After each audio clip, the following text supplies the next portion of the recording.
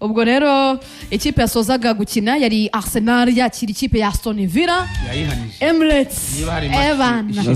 gasuzugura abafana ba Arsenal bagasoza neza uyu mwaka wa 2025 Arsenal yabahaye bonane nziza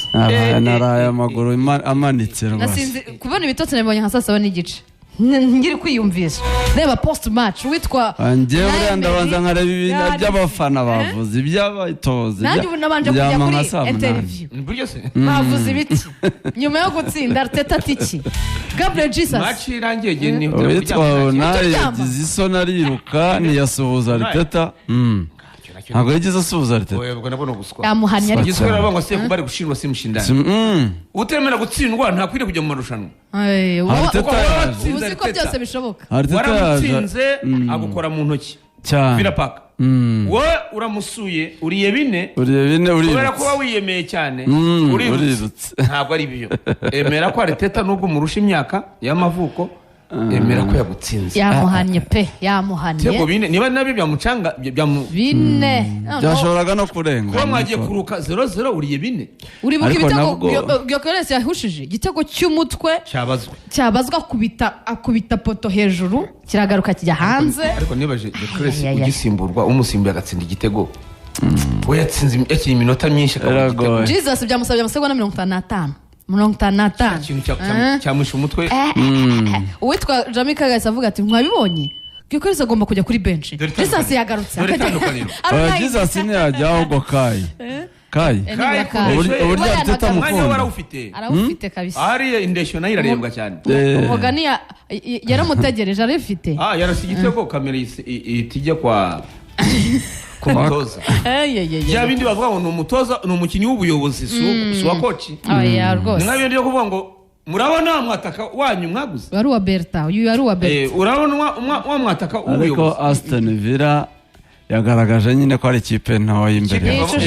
umukinyi umwe igayitegwa mwabibonye imikino 11 Onana wasimbuwe na McGinn yarashize umusaza Onana ni muremure mu kudefana urabona cyo gitego cya Magalhaes cyane byashobora kugira umumaro kamita ya mbere hari save yagiye afasha cyane Onana yakinaga muri ubwo gutampuriza kunaniza Arsenal gukina uko ibishaka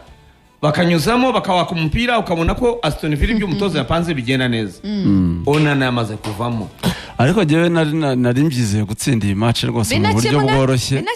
gusa nagizemo akoba Declan maze kumenya ko atari bukine ngewe mu masasa 12 navuga Declan nta urimo nta nubonye cyuho wabyibuka se reka bari kwerekana kamera kuri bench bakarekana nyine ko ari guserebura n'abandi Mikel Menage arakina sinibuka n'ibyakina ariko berekanye Martin Keown wari mu defense wa Arsenal kera nabonye na Vieira yaje kwireba abakiniye Arsenal kera bari babatumye nabo bahari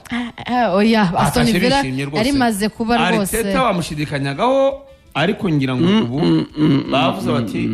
komera none uradukize nyimara kubona uburyo akinnye match ya Brighton ese mbona ko afite umujinya iyi match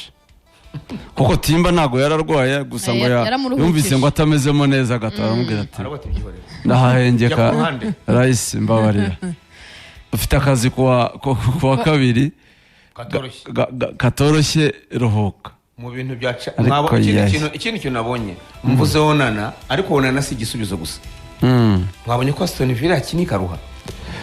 Aston Villa uretse igitego cya mbere cya Magalhaes cyo kuri corner ni imipira batakaje ibi ntabwo bibaho ku ikipe ikomeye ntibishoboka ariko na Arsenal bari bafite umujinya bakoraga pressing idasanzwe bagezaho bananirwa kurenga muri sande urumva bawuhanahana bawugumane mu gice cya mbere hanyuma Aston Villa yabanje kugaragariza urwego rubi Aston Villa yaje iradefanda iraziryama mu izamu bahanga gukina batangira gutampuriza mu gice mu minota ingahe batampurizaga mu gice cya nako turimo kuvuga Gyokeres tukibagira igitego ya Watkins yarasiye wenyine ninde urutazi ni Saliba ninde utakaje oya ni Gyokeres bawambuye hari kazuye ikibazo cyabayemo mitambere yose yarangiye Mediane Arsenal irangaye ivuga ngo kubura Rice imipira yose Aston Villa yafataga ba Madonna nabirukaga hagati mu kibuga bitemberera akabageze ku muzamu ariko umuntu bita Watkins ari gihandaganze yatengusha Aston Villa pe yabuze occasion nk'eshatu rwose ari imwe ngo ateye inguni ku ruhande gato cyane. Aston Villa yakoze shot on target mu minota y'inyongera inyo ya mbere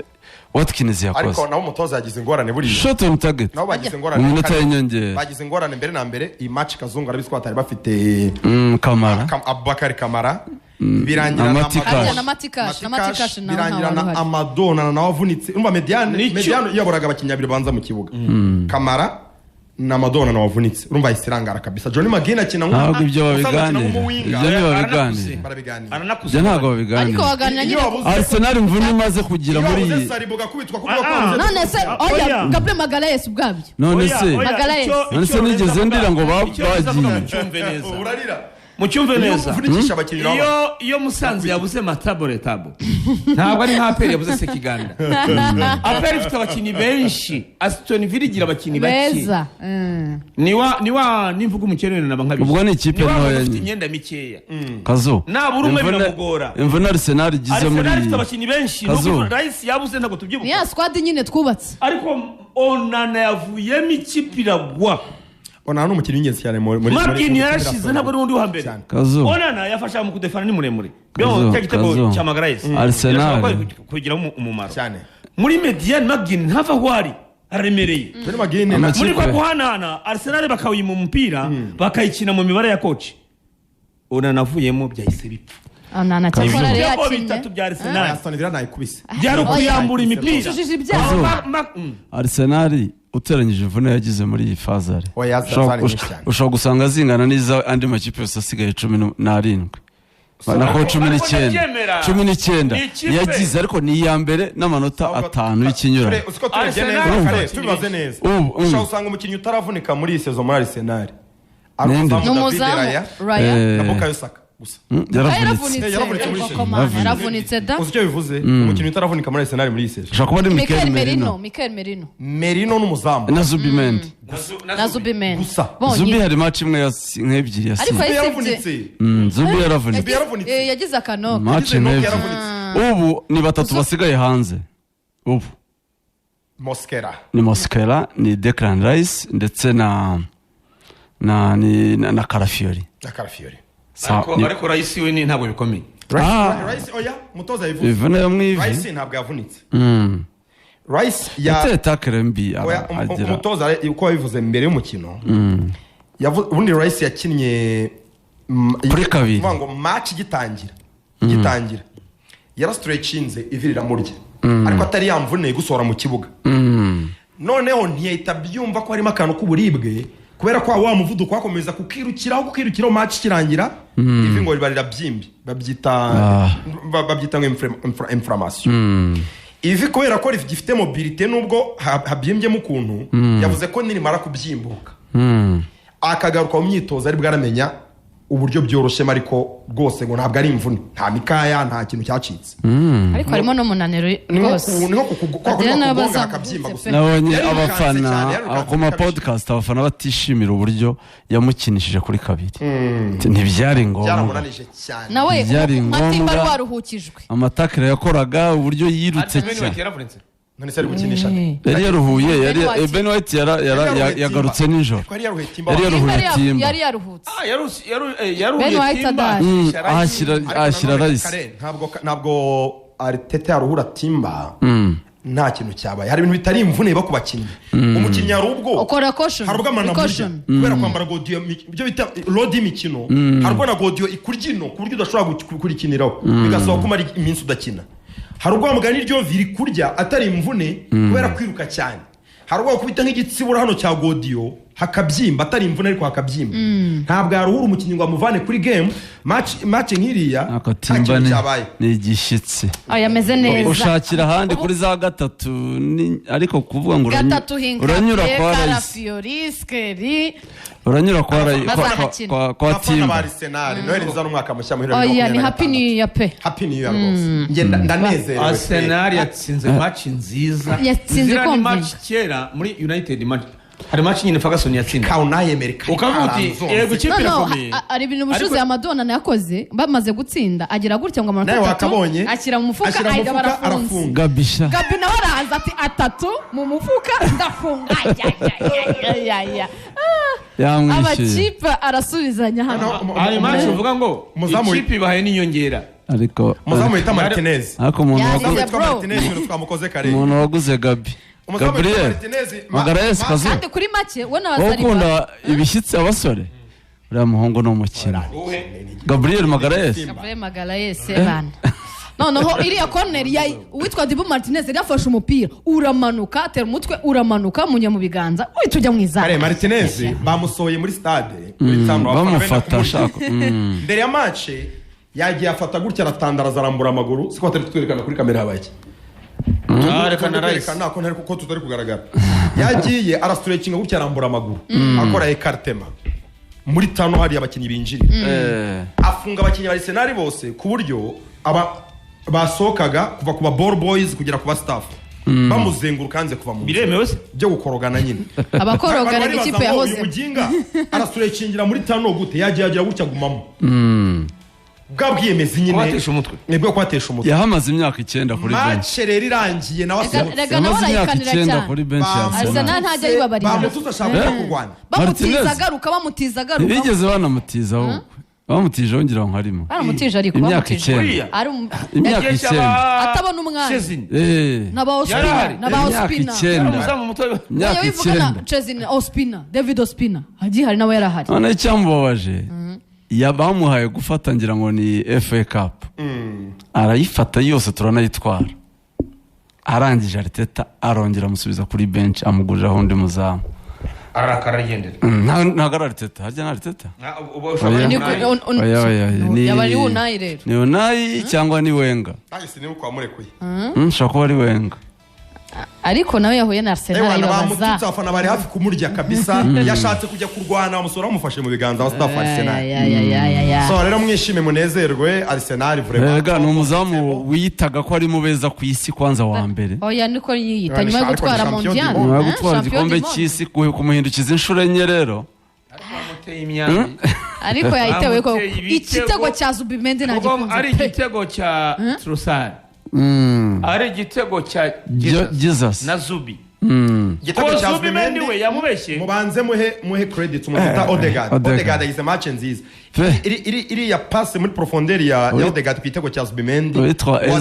Eze ni yitonde yicara Eze nawe arakora imyitozo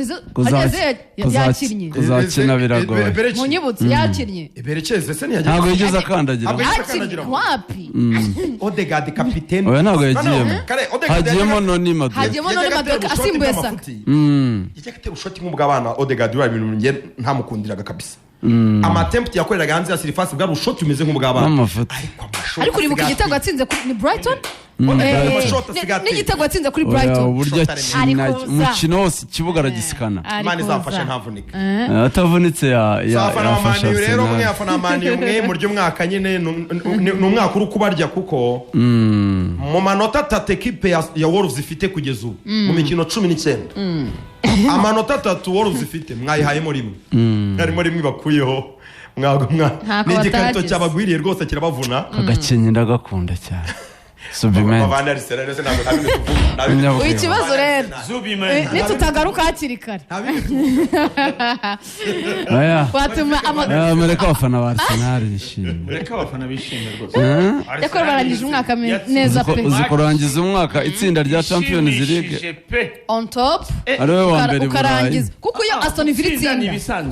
itsinda twari kunganya amanota Arsenal abafana bari kwishima 2-0 cyangwa 2-1 abafana bari kwishima ati ibitego 4 umwaka mushya batanze none Arsenal yari imaze iminsi ifite ikibazo cyo kuba naive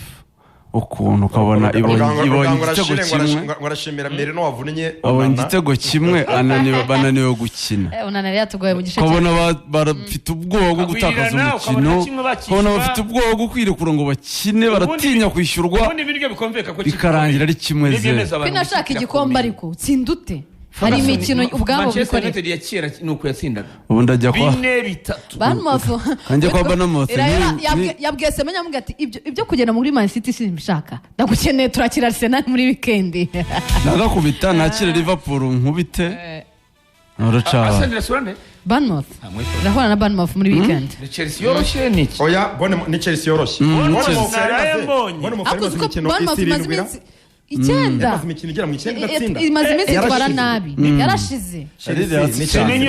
match ishize Brighton no Brentford yahite 3-0 Semenyo yabagize ayibaze 3-1 Semenyo yakinnye nabi match nayo Semenyo iyi transfer iri kumwica no mu mutwe ntahari aradahari kabisa oya Arteta aba yaramwize yaramwize tugiye kwizanira akawinga ka Juve kitwa Yardis Kanani umunyaturukiya ariko akeneye Teta yavuze mugomba kwitondera abahwisaga ko Arsenal ishobora kutagura mu kwa mbere kuko bigaragara ko nubwo ifite imvune ariko uko bagenda bagaruka ifite burya abakinnyi benshi post abakinnyi barahana ariko Arteta yavuze ngo turaza kuba turi active ku isoko ry'ukwezi kwa mbere cyane oya Yardis araza sose ko nta Kenani Yardis Masiti yose menyo uwo mwana uri umupira akina kandi yanze kongera muri Juve ariko amafaranga Kenani Yardis umwanya na babukayo na baezi oya hariya cyangwa kuri kwa Trossard ni kwa Trossard kuri 11 mu winga oya Juve imukinisha muri barutayizamu babiri abari kumwe na Jonathan David cyangwa na warutayizamu munya Serbia ariko ubundi nje uko namubonaga ibiro bye ndabona bya Yamari ntafatika nje uko namubonaga mbere amaze no kumusore w'imbaraga nyine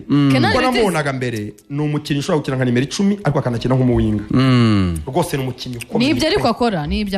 none muri Turukiya iyo ari kumwe n'uya Arda Güler ariko Arda n'umwana kuri uyu mu mikinire rwose umukinnyi akina nk'umuntu w'imacwa cyane umupira pe equipe y'u Rwanda iyo bari kumwe mu equipe nationale iyo bahuye ubwabo nubwo batsinda uya bari senior abari pure magic Arda Güler Kardagura kamugani turaza kubona ibintu byiza mureke tugaruke iwacu mu Rwanda afana ba Chelsea ngo n'amane y'Upole sana muri mwaka nabi abonaga barira ku mbuga nkoranyambaga niba ari umutoza usanzwe ni Maresca narabivuze Magnifique yaje ubanjwe ntajya byemera sigikira mubona ushe twaramutatuye Magnifique aza hano azakora ubushize ngafite igikombe cy'isi Magnifique yicaye mu ntebe yawe atubwira uburyo ki Chelsea na projet ya Chelsea na Maresca akiri mu murongo mu mwanya nemera Maresca ari muri projet ni champion of the world champion of which one arushaho kugaragaza isi ko ariko mbona afite defense ya hari umutoza usanzwe afite defense yagize ibyago bamubanza igitego amajina yirebye kazo afite defense mbi cyane arishyura nizamure ko atsinda n'icya kabiri Robert Sanchez we muzamu bakagendera batana na penalty ariko ananirwa no kudefanda iyo nsinzi ya 2-1 ntabwo batwara igikombe kinagura private abakubita icya kabiri 2-2 barahatana ngo babone icya gatatu reka da Enzo yagaragaje ubwo rero reka tugaruke mu